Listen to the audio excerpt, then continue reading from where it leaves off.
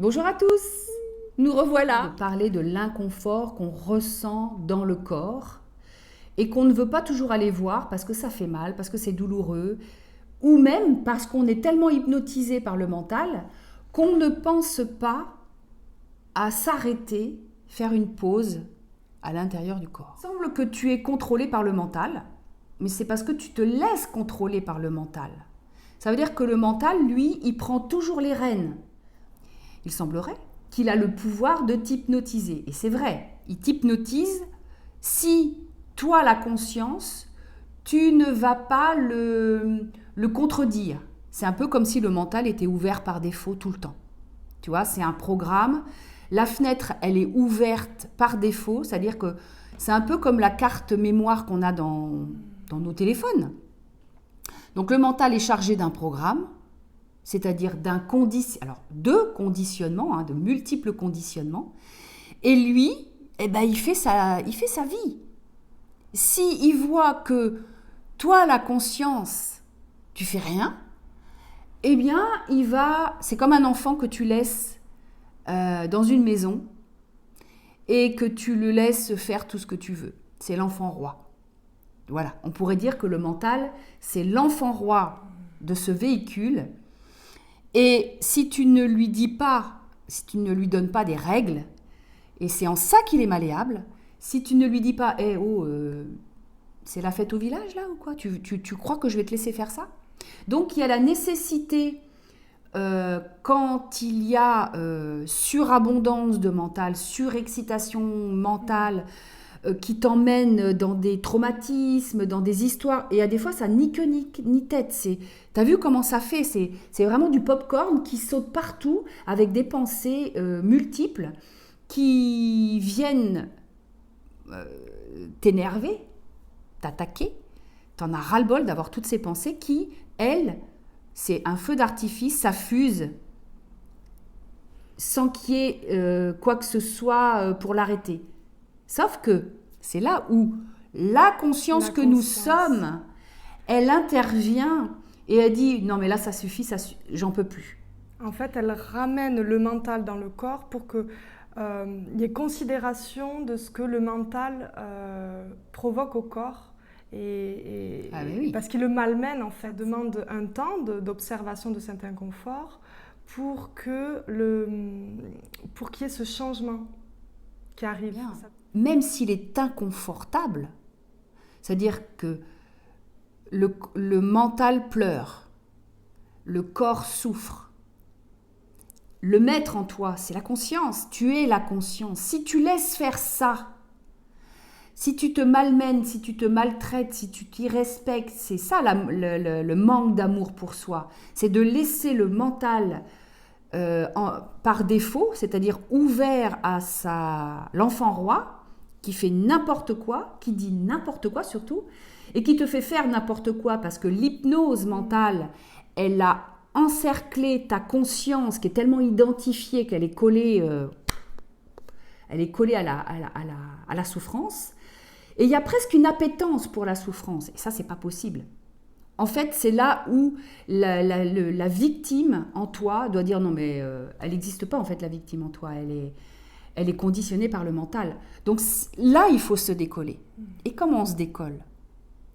En revenant au corps. Parce que le corps est ton véhicule et le véhicule de la conscience. Il est le véhicule de tous ses collaborateurs. Parce que le cerveau, le cerveau, c'est le corps, la conscience identifiée, le mental et cette source de la conscience qui est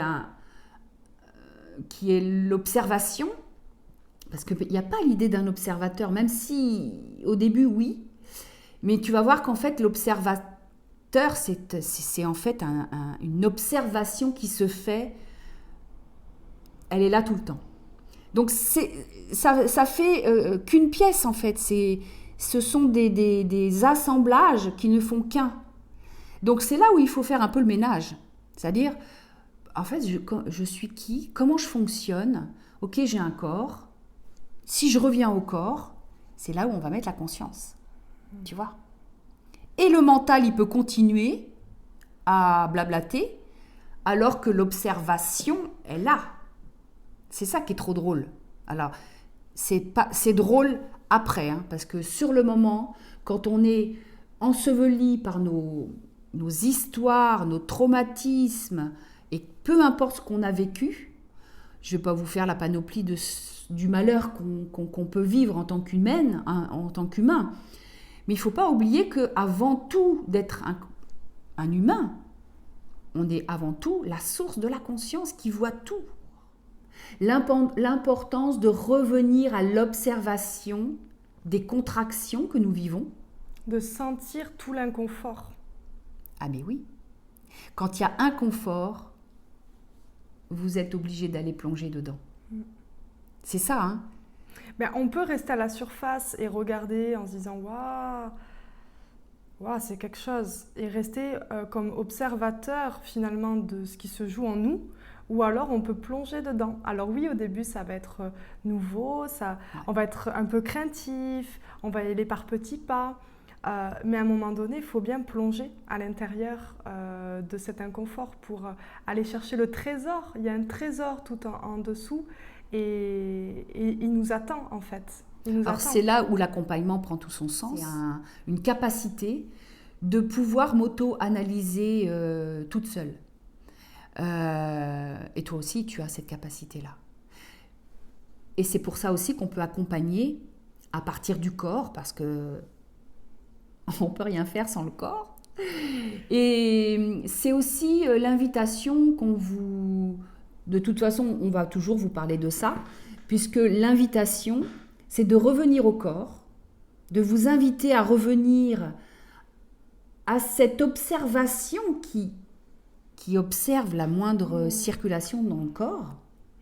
Et l'importance de l'observer, c'est pour prendre considération, prendre mesure de ce qui se joue et enlever cette illusion, en fait, ce voile qui nous empêche de voir, et c'est là le but de l'inconfort. Et la douleur qu'on peut ressentir dans le corps, elle est là, c'est une invitation à revenir.